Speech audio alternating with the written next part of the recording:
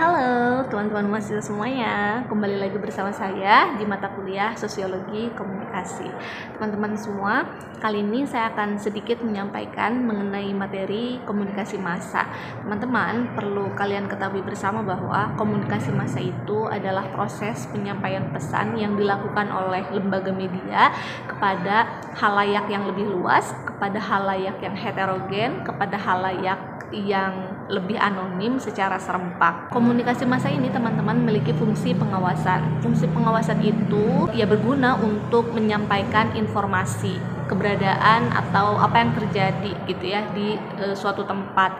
Dalam hal ini berarti komunikasi massa memiliki peran pengawasan untuk menyampaikan sebuah peristiwa. Yang kedua, komunikasi massa juga punya peran korelasi, yaitu untuk mengkorelasikan satu peristiwa dengan peristiwa yang lainnya. Dan yang ketiga, komunikasi massa juga punya fungsi hiburan loh teman-teman, karena kan di dalam komunikasi tersebut ada unsur-unsur hiburan yang berguna untuk masyarakat. Nah, komunikasi massa ini juga punya beberapa teori. Yang pertama ada teori jarum hypodermik, di mana teori ini mengesankan bahwa komunikasi massa itu punya kekuatan yang sangat besar di dalam mempengaruhi masyarakat. Teori yang kedua ada teori agenda setting. Kayaknya kemarin juga saya pernah menyampaikan mengenai teori agenda setting ini, di mana informasi berguna untuk menyeting gitu ya, sehingga kita dapat memilah dan memilih informasi mana yang perlu diberitakan kepada publik. Dan yang ketiga ada teori kultivasi, di mana teori kultivasi ini menyebutkan bahwa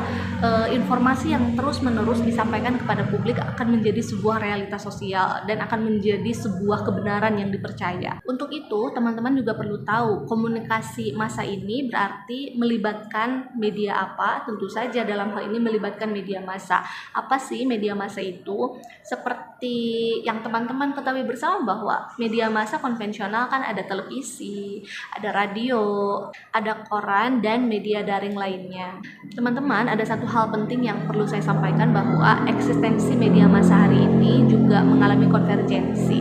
Dalam hal ini, media konvensional seperti televisi, radio, dan lain sebagainya itu bersatu dengan media digital, sehingga menghilangkan batasan-batasan, menghilangkan sekat-sekat di antara mereka, dan hal itu menyebabkan komunikasi di antara media massa menjadi lebih interaktif.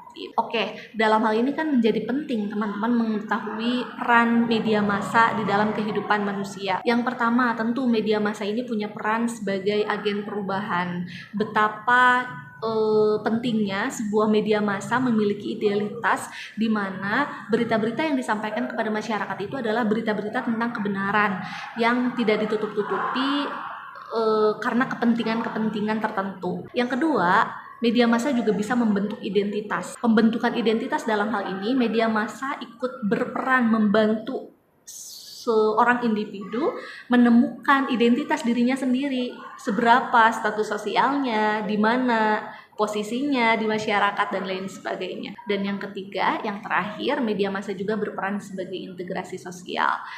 Disadari maupun tidak disadari, media massa punya peran sebagai penyatuan masyarakat, sehingga masyarakat memiliki kesatu paduan dalam hal ini, dan hal itu juga berfungsi positif untuk masyarakat. Gitu aja teman-teman yang bisa saya sampaikan hari ini, nggak banyak seperti biasanya. Teman-teman, saya akan selalu mengingatkan untuk terus berdiskusi di kolom yang telah disediakan oleh kampus, karena hal itu akan berguna untuk teman-teman semuanya. Dan juga melalui kolom diskusi, saya juga bisa ikut menanggapi percakapan teman-teman semua. Gitu aja teman-teman, terima kasih ya. Kita ketemu lagi minggu depan. Sampai jumpa.